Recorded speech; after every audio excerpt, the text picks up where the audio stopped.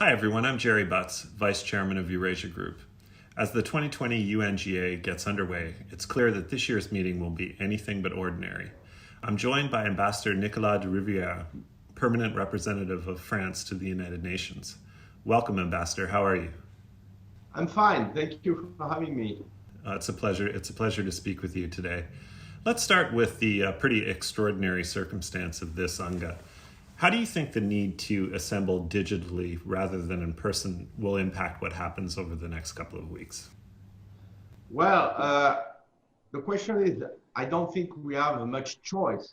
It's physically impossible to gather 20,000 people at the UN premises. I don't think it will be wise or reasonable given the level of the pandemic in New York, in the US. So the decision has been taken to hold a virtual General Assembly. It's a little unfortunate because it was supposed to be a big event. It's a 75th anniversary of the United Nations. It was a good occasion to celebrate and also to look ahead. What can we do with this organization in the future? How can we reform and improve multilateralism? How can we do a better job in addressing all these challenges? We're going from peace, security, human rights, development, climate change. But this is where we are. We are facing this pandemic, which is a huge game changer. So in a way, I'm pretty happy that the General Assembly can take place anyway. It will be virtual. Maybe it will be a little more formal, but I think all the leaders of the world will be able to talk and to express their views, their priorities. And it's really timely because of the challenges posed by this new pandemic. And I'm very much looking forward to this high-level week.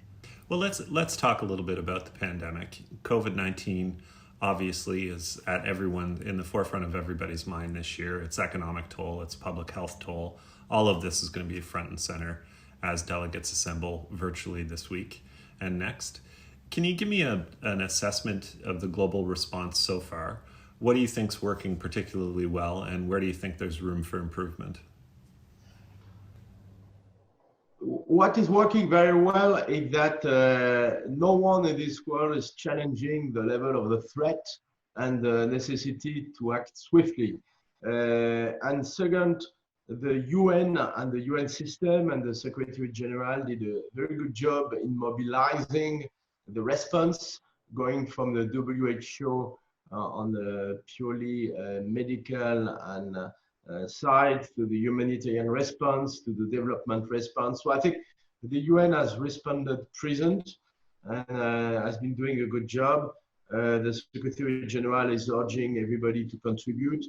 I think a lot remains to be done. Of course, research, finding a vaccine and distributing a vaccine remains to be done, but I think it's a different track. As far as the UN are concerned, I would say two things. First, international coordination needs to be improved. And for the time being, it's pretty much countries acting on their own or sub-regions making their own decisions. So there is probably a lack of global coordination against the pandemic at the global level.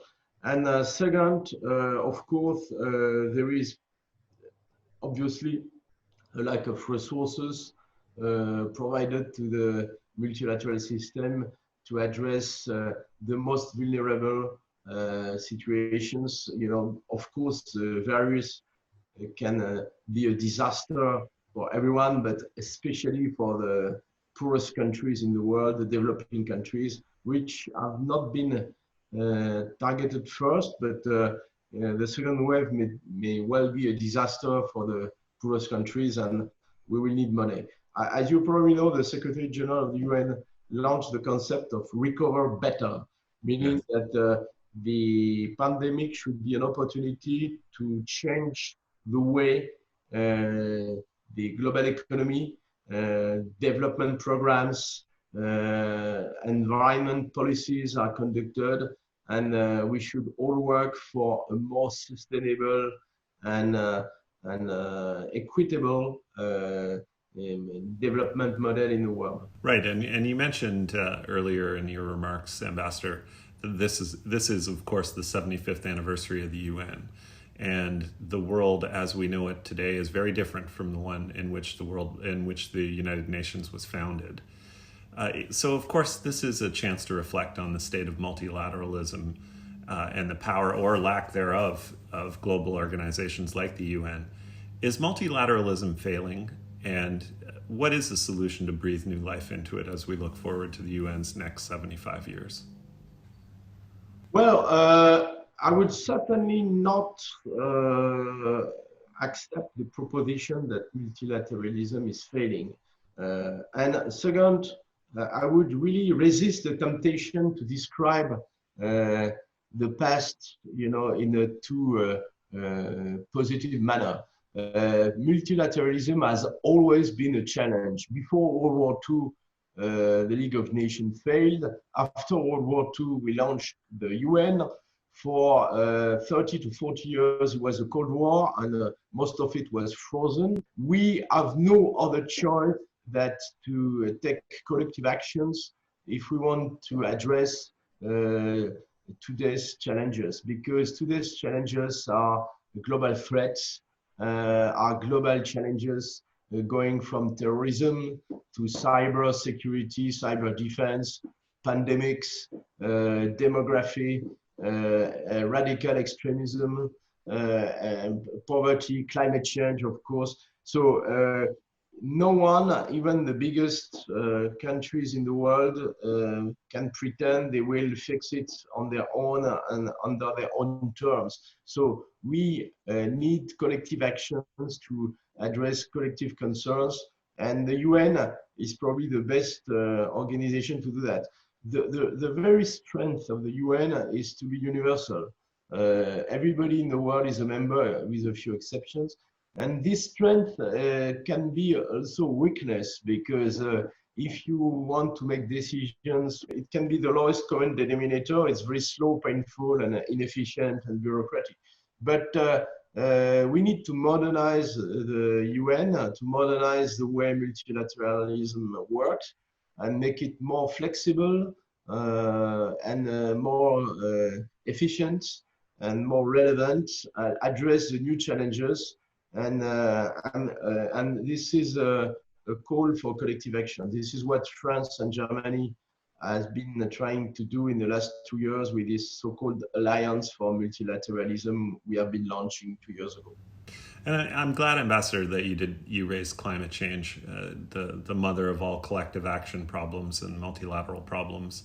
I often point out that in the past 10 years, the entire world has gotten together to do very few things other than the Paris Accord. So there is a glimmer of hope for multilateralism in that process. Could you reflect for me and for the audience on the impact of the pandemic on the climate change discussion and the lead up to COP26? I know you're very passionate about the issue yourself. Do you see an opportunity in the recovery from COVID-19 to rebuild economies in a greener way? Europe has obviously taken aggressive steps on this front as recently as yesterday. I wonder if you could tell us about it from the French perspective.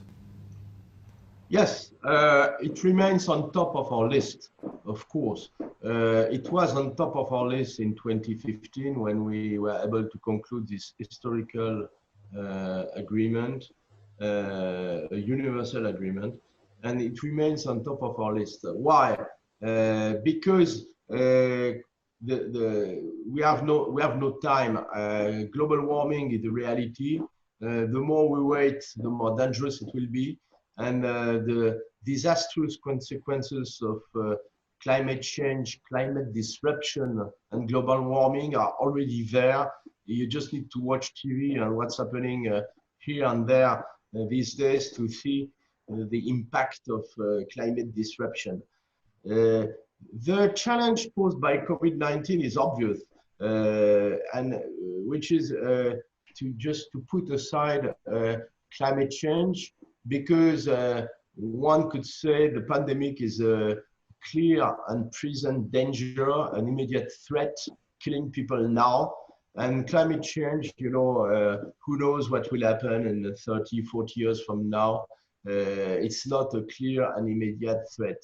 It will be absolutely very misleading. We really hope that COVID-19 can be resolved in the months and years to come.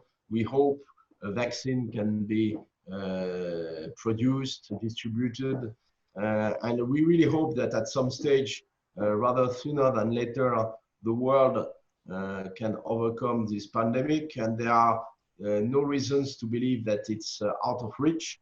The climate change challenge, in a way, is probably a much more difficult and dangerous challenge because it requires long-term commitments by everyone, all stakeholders, the economy, civil society, and we are late, and all the commitments are not enough, and the implementation of the commitments are even lacking behind. So we really need to take action and to keep the pressure, and it should remain the focus and remain in the middle of the radar screen, because we cannot afford the pandemic, to have the climate change priority disappear. It would be a huge mistake.